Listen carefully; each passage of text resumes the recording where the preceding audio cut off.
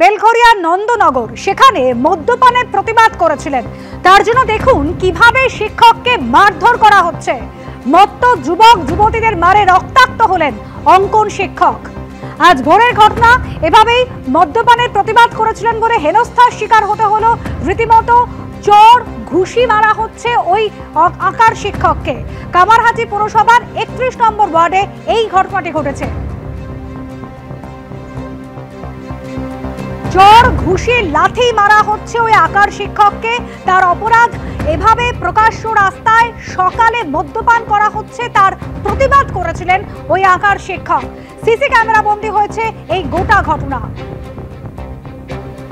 নিরুপম পাল ওই অঙ্কন শিক্ষক বাইকে চড়ে বাড়ি ফিরছিলেন এবং সেই সময় তিনি লক্ষ্য করেন যে এই নেতাজি পল্লীর ঝিলপাড়ে বসে মদ্যপান করছেন 5 জন যুবক এবং এক যুবতী।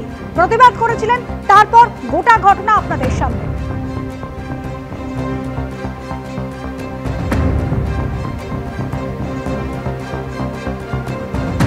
সকালবেলা প্রকাশ্য রাস্তায় জনবহুল একটি জায়গা দেখতেই পাচ্ছেন। সিসিটিভি ফুটেজে অনেকেই যাতায়াত করছেন, কেউ কেউ দাঁড়িয়ে দেখছেন গোটা ঘটনা, কিভাবে ওই আঁকার শিক্ষককে মারধর করা হচ্ছে। সমীরণ পাল আমাদের প্রতিনিধি রয়েছেন আমাদের সঙ্গে। সমীরণ, একেবারে সিসি ক্যামেরা বন্দী হয়েছে ভয়াবহ ঘটনা। যে শিক্ষক তিনি প্রতিবাদ করেছিলেন তাকে প্রকাশ্য রাস্তায় সকালবেলা এভাবেই হেনস্থা হতে হলো, মারধর খেতে হলো। একেবারে ঘটনাস্থল বেলঘরিয়া, যেখানে একাধিকবার এইভাবে আইন শৃঙ্খলার অবনতি হয়েছে, এরকম অভিযোগ সামনে এসেছে। এখনো পর্যন্ত পুলিশের কি পদক্ষেপ? দেখো অনুষ্কা, পুলিশের পক্ষ থেকে স্পষ্ট জানানো হয়েছে অভিযোগের ভিত্তিতে কড়া আইনি ব্যবস্থা নেওয়া হবে এবং এই মুহূর্তে ঘটনাস্থলে বেলঘরিয়া থানার পুলিশ পৌঁছেছে এবং অভিযুক্তদের কাছে তল্লাশি শুরু হয়েছে। এবং কিছুক্ষণ আগে ওই অঙ্কন শিক্ষক নিরুপম পাল তার অবস্থার অবনতি হয়, তাকে ফের সাগর দত্ত মেডিকেল কলেজ হাসপাতালে নিয়ে গেছেন তার আত্মীয়রা।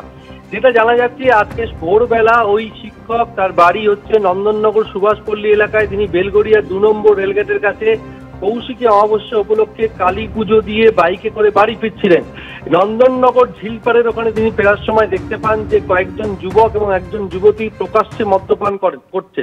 তখন তিনি বাইক থামিয়ে দাঁড়ান এবং তাদের সঙ্গে কথা বলেন যে কেন তারা প্রকাশ্য দিবালোকে মদ্যপান করছেন, যে দিনের আলো ফুটে গেছে এখনো এভাবে রাস্তায় কেন মদ্যপান করছে। এই প্রতিবাদ করার সঙ্গে সঙ্গে তাকে মারধর করা হয়, তার বাইক ফেলে দেওয়া হয়, মোবাইল কেড়ে নেওয়া হয়, তাকে বেধড়ক মারধর করতে দেখা গেছে ওই সিসিটিভি ফুটেজে।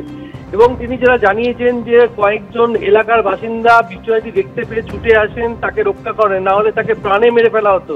তার বুকে পেটে লাথি মারা হয়, মুখে ঘুষি মারা হয়।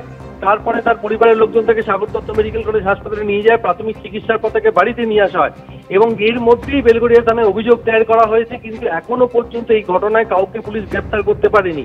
কিন্তু বারবার বেলঘরিয়া এলাকায় অসামাজিক কাজকর্মের প্রতিবাদ এবং তার প্রতিবাদ করতে গিয়ে এলাকার নিরীহ বাসিন্দারা আক্রান্ত হচ্ছেন। কিন্তু এক্ষেত্রে একজন পেশায় অঙ্কন শিক্ষক, তিনি বাড়ি ফিরছিলেন বাইকে চেপে, তাকে মারধর করার ঘটনা ঘটেছে এবং এই ঘটনার পর পুলিশের পক্ষ থেকে জানানো হচ্ছে যে অভিযোগের ভিত্তিতে কড়া ব্যবস্থা নেওয়া হবে। কিন্তু বারবার আমরা দেখছি যে বেলঘরিয়া, কখনো আড়িয়াদহ, এই যে অত্যাচারের ঘটনা, এর আগে তুমি জানো যে আড়িয়াদহ এলাকায় জয়ন্ত সিং, তার বিরুদ্ধে একাধিক অত্যাচারের অভিযোগ ছিল এবং এই অভিযোগের ভিত্তিতে এই মুহূর্তে জয়ন্ত সিং এখন জেলবন্দি। কিন্তু তার অনুগামীরা এখনো সমানভাবে সক্রিয়। মাঝে মধ্যেই অভিযোগ ওঠে তার অনুগামীদের বিরুদ্ধে মারধরের ঘটনার।